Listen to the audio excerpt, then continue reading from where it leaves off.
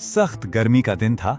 Delhi university के पास एक cafe में ठंडे हुए पानी के भी पैसे लगेंगे। 100 रुपए, ये कुछ ज्यादा ही महंगा नहीं है। आर्यन खन्ना का मूड एकदम खराब हो गया। वो गर्मी से बचने के लिए एक ठंडी जगह ढूंढकर सुबह से पढ़ाई की तैयारी कर रहा था। बीच में एक वेटर ने बड़े प्यार से उसे एक गिलास पानी लाकर दिया था। उसे लगा कि ये मुफ्त है, लेकिन जब वो जाने लगा तो वेटर ने उसे बताया कि उस एक गिलास पानी का बिल देना होगा। एक गिलास पानी के 100 रुपए। ये साफ था कि वे उसे लूट रहे थे। हाँ, तो एक तो तुम सुबह से हमारा एयर कंडीशनर इस्तेमाल कर रहे हो, ऊपर से एक कॉफी तक का ऑर्डर नहीं दिया। हमारी बिजली क्या मुफ्त में आती है? एक गिलास पानी यहाँ का मिनिमम चार्ज है। अगर पैसे नहीं दिए तो मैं पुलिस को बुला लूंगा। वेटर ने आंखें घुमाते हुए कहा। सिर्फ वेटर ही नहीं, बल्कि कैफे में बैठे सभी ग्राहक भी आर्यन को नीची नजरों से देख रहे थे। सिर्फ 100 रुपए ही तो हैं, इसके लिए इतना तमाशा करने की क्या जरूरत है? सिर्फ 100 रुपए। ये शब्द आर्यन के दिल में तीर की तरह चुभ गया। वो बहुत गरीब था।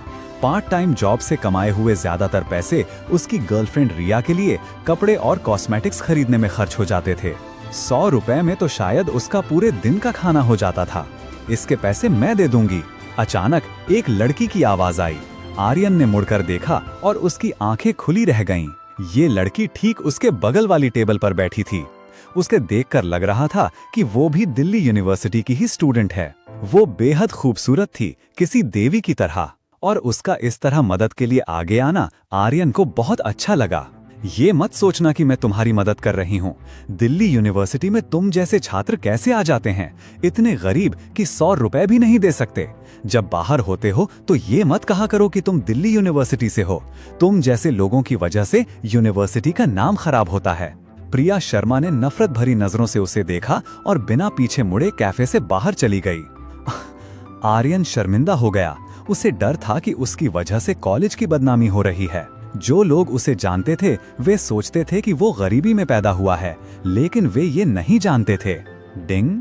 जैसे ही आर्यन कैफे से बाहर निकला, उसके मोबाइल पर एक मैसेज आया।